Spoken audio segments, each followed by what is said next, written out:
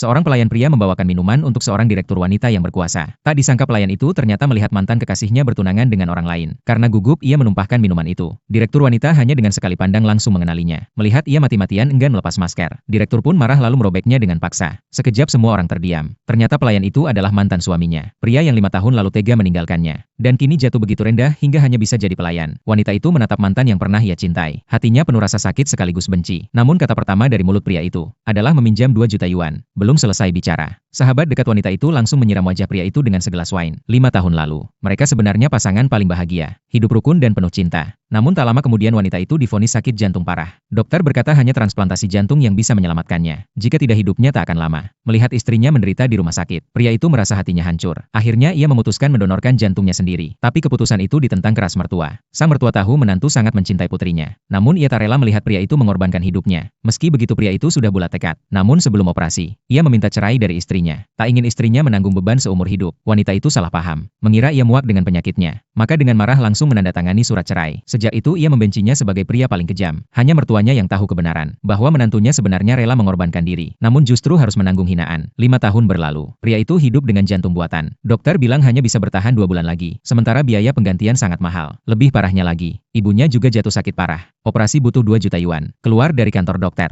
tubuh lemahnya ditabrak orang hingga hampir jatuh. Wanita yang melihatnya langsung ingin memarahinya. Namun saat melihat wajahnya, ia terkejut. Ternyata pria itu adalah mantan suaminya. Pria itu buru-buru menyembunyikan hasil pemeriksaan. Sedangkan wanita itu malah menertawakannya dengan sinis. Mengatakan syukurlah dulu ia dicampakan. Kalau tidak ia takkan bertemu tunangannya yang sekarang. Mendengar wanita yang ia cintai hendak bertunangan, pria itu menahan sakit dan berpura-pura memberi restu. Tunangannya semakin sombong. Mengatakan berkat kerelaan mantan suami, ia bisa menikahi pengusaha sukses ini. Mendengar itu, pria itu akhirnya tak tahan. Langsung memohon pinjaman 2 juta. Wanita murka, menamparnya keras, mengatakan dirinya sudah punya tunangan. Sedangkan pria ini hanya memikirkan uang. Pertemuan pertama setelah 5 tahun, berakhir dengan kebencian. Pulang ke rumah, pria itu mendapati ibunya muntah darah. Ia segera mengusapnya. Dalam hati hanya memikirkan bagaimana mengumpulkan biaya operasi. Saat itu juga, ia mendapat telepon dari atasannya, memintanya menjadi pelayan di sebuah pesta pernikahan, demi biaya pengobatan ibunya. Ia setuju tanpa pikir panjang. Namun saat tiba di tempat kerja, barulah ia sadar. Pesta itu ternyata adalah pesta pertunangan mantan istrinya. Pria itu ingin segera pergi. Namun tunangan wanita itu justru memanggilnya. Menyuruhnya menuangkan minuman. Dengan terpaksa ia berjalan sambil berdoa, agar mantan istrinya tak mengenalinya. Namun bagaimana mungkin, wanita yang dulu mencintainya begitu dalam, tak mengenali dirinya. Ia pun langsung membuka maskernya di depan umum, membuat pria itu dipermalukan. Orang-orang seketika mencibir, menyebutnya pria tak bertanggung jawab yang pernah mencampakan istri suksesnya. Wanita itu mengira ia sengaja mengikutinya. Lalu bertanya apa tujuannya datang ke sini. Apakah karena melihatnya kaya lalu ingin meminjam uang? Pria itu justru mengaku benar. Sahabat wanita itu langsung murka, menyiram wajah pria itu dengan minuman. Menghinanya tak tahu malu. Wanita menahannya. Lalu bertanya apakah uang begitu penting. Sampai